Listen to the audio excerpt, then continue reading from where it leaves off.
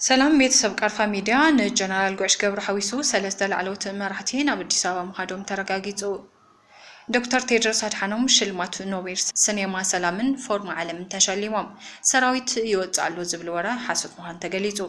ጋዜጠኛ AFP ናብ ትግራይ ብነፋሪት ከይኸይድ ተዓጊት ዝብሉን ካልኦት ሓበሬታታትን ክነከፍለኩም ኢና ሓቢርኩምና ጽንሑ። ንጀነራል ጎሽ ገብሩ ሐዊሱ ሰለስተ ላዕለውት መራሕቲ ናብ አዲስ አበባ መኻዶም ተረጋጊጹ። በቲ ሓደ ወገን ትግራይ ድሕናትሉ ዝበሃለሉ ብኻልእ ወገን ድማ ትግራይ ጠፊያትሉ ዝበሃሉ ውሳነ ላዕለውት ኣዘዝቲ ሰራዊት 15/2017 ዓ.ም ምክያዱ ይዝከር። ብእዋሞም ዝተፈለዩ መራሕቲ ድማ ገሊኦም ናብ ሓራ መሬት ገሊኦም ኣብ መቐለ ጸኒሖም። ሎሚ ድማ ካብቶም ኣብ ትግራይ ዝጸንሑ እንበዓል ጀነራል ጎሽ ገብሩ ሐዊሱ ሰለስተ ላዕለውት መራሕቲ ናብ አዲስ አበባ መኻዶም ተፈሊጡሎ። ናይዞም ህይወቶም ሙሉእ ንህዝቢ ትግራይ ዝሃቡ ጀነራላት ስደት ንዕኦም እኳ ዘይኮነት ዝብል መልእኽቲ ዘሕለፈ ኮይኑሎ። ዶክተር ቴድሮስ አድሓኖም ሽልማት ኖቤል ሲኔማ ሰላምን ፎርም ዓለምን ተሸሊሞም። ዋና ዳይሬክተር ትካል ጥዕና ዓለም ዶክተር ቴድሮስ አድሓኖም ሽልማት ኖቤል ሲኔማን ሰላም ፎርም ዓለምን ኖቤል ፕራይዝ ጋርዲያን ኦፍ ዲሞክራሲ ተሸሊሞም። ዝተዋህቡ ሽልማት ኩሎም ሰራሕተኛታት ትካል ጥዕና ዓለም ጥዕና ንኹሉ ብምህላውን ብምፍላጥን ዝገበርዎ ውፍይነት ዝተበርከተ ምዃኑን ነቲ ሽልማት ንኹሎም መሳርሕቶም ወኪሎም ከም ዝተቐበሉን ገሊጾም። ብዘይ ሰላም ጥዕና ይህሉን ብዘይ ጥዕና እውን ሰላም ይህሉን ኢሎም ዶክተር ቴድሮስ ኣብ ዕላው ናይ ፌስቡክ ገጽ ኣብ ዝሓጽሓፉ ሓበሬታ ሰራዊት ይወጻሎ ዝብል ወራ ሓሶት ምዃኑ ተገሊጹ። ኣብ ከተማ ማይ ጸብሪ ኣዕላቕሊቑ ዘሎ ሰራዊት ፒፒ ይወጸሎ ዝብል ወራ ሓሶት እዩ።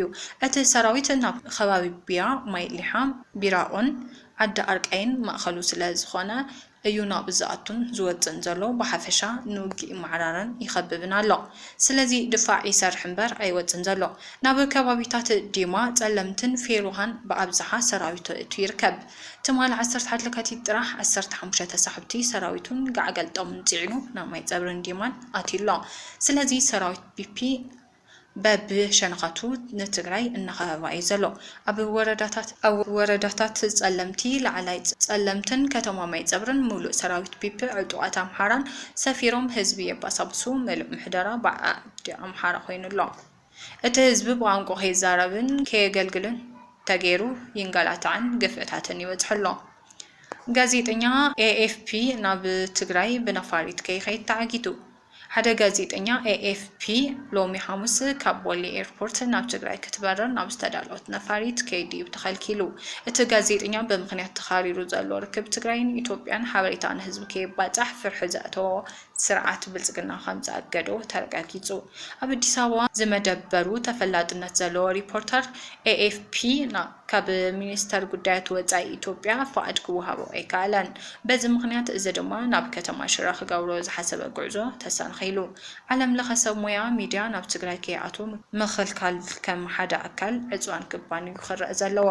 ሎሚ ምሸት ፈረንሳይ ከተማ ሊቨን ኣብ ዝካየድ ውድድር ኣትሌቲክስ ውሽጢ ገዛ 2026 ተጋሩ ኣትሌታት ክዕወታ ልዑል ግምት ተረኺበን። ኣትሌቲክስ ዓለም ደረጃ ወርቂ ካብ ዝሃቦም ውድድራት ውሽጢ ገዛ ሓደ ዝኾነ በብዓመቱ ኣብ ሃገር ፈረንሳይ ከተማ ሊቨን ዝካየድ ውድድር ናይዚ ዓመት ውድድሩ ሎሚ ምሸት ዝካየድ እንትኾን ተጋሩ ኣትሌታት ድማ ክዕወታ ልዑል ግምት ተዋሂቦን ኣሎ። ትግራዊት ኣትሌት ፍሮይኒ ሃይሉ ክትሳተፍ እያ። ናይዚ ዓመት ፈላማይ ውድድራ ሎሚ ምሸት ተካየድ ኣትሌት ፍሮይኒ ሃይሉ ንኽትዕወት ድማ ቀዳምነት ግምት ረኺባ ኣላ። በመቐጻል ምሸት ሰዓት 4 ፍርኣን ድማ 1500 ሜትሮ ብተመሳሳሊ ብደቂ ኣንስትዮ እንትካየድ ሰለስተ ተጋሩ ኣትሌታት ማለት እውን በርቂ ሓየሎም፣ ሳሮን በርሀን፣ ሃረገወይኒ ካልኣዩን ክሳተፋ እየን።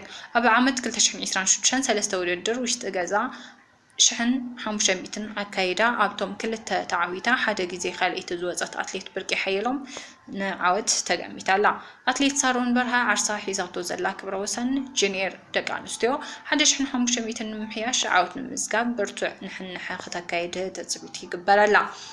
ኬንያውያን ኣብ ኩናት ዩክሬን ንሩስያ ወጊኖም ይቃለሱ ከም ዘለዉ ተገሊጹ።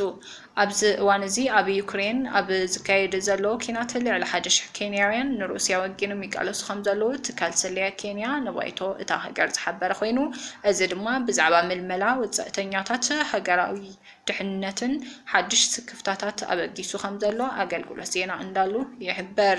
ሰበስልጣን ሃገራዊ ሰልያ ነዚ ዝገለጹ ብ18 ለካቲት ኣብ ናይሮቢ ኣብ ዝተኻየደ ናይ ባይቶ መብርሂ ንኣባላት ባይቶ ብዛዕባ እናወስኸ ዝካየድ ዘሎ ቁጽሪ ናይቶም ናብቲ ዝቕጽል ዘሎ ግጭት ንምጽንባር ናብ ወጻኢ ሃገራት ክጓዓዙ ዝሓሰቡ ዘሎ ዜጋታት ኣጠንቂቖም እቲ ብሰበስልጣን ስለያ ዝቐረበ ዳሕራዋይ ኣሃዛት ካብቲ ኣብ ወርሒ ሕዳር 2025 ርእዩ ወሰኽ ዝረኣየ ኮይኑ ሚኒስተር ጉዳያት ወጻኢ ኬንያ ሙስሊም ሞዳቪዲ ኣብቲ ግጭት ኣስታት 200 ኬንያውያን ንሩስያ ይቃለሱ ከም ዘለዉ ንኣባላት ባይቶ ዝሃቦ መብርሂ የመላኽት ኣሜሪካ ን47 ዓመታት ንኢራን ክተጥፍእ ኣይከኣለትን ኣብ መጻኢ እውን ከምኡ ክትገብር ኣይትኽእልን እያ ክብል መንፈሳዊ መራሒ ኢራን ተዛሪቡ እቲ መንፈሳዊ መራሒ ኢራን ኣብ ሃገሩ ኮይኑ ነዚ ዝተዛረበ ካልኣይ ዙርያ ዝርርብ ኢራንን ኣሜሪካን ኣብ ጀነቫ ስዊዘርላንድ እናተኻየደ እንከሎ እዩ እቲ መንፈሳዊ መራሒ ብምኽንያት ዝኽሪ ሰውራት ታብሪዝ ኣብ ዘስምዖ መደረ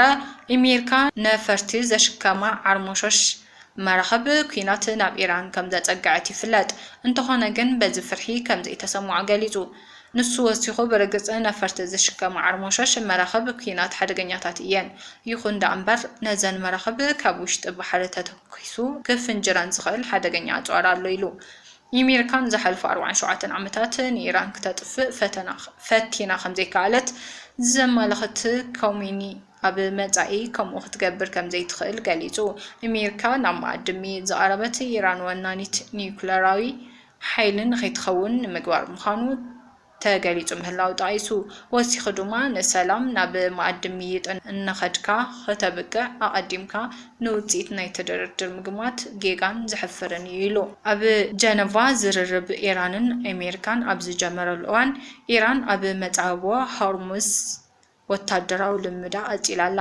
ጸብጸባት ከም ዝሓበርዎ እቲ ልምድ ነቲ መጻወ ንሰዓታት ክዕፀ ገይርዎ ኣሎ ዝኸበርኩም ተኸታተልቲ ካርፋ ሚድያ ዜናታትና ነዚኦም ይመስሉ ነይሮም ሓቢርኩምና ስለ ዝጸናሕኩም ነመስግን ሰላም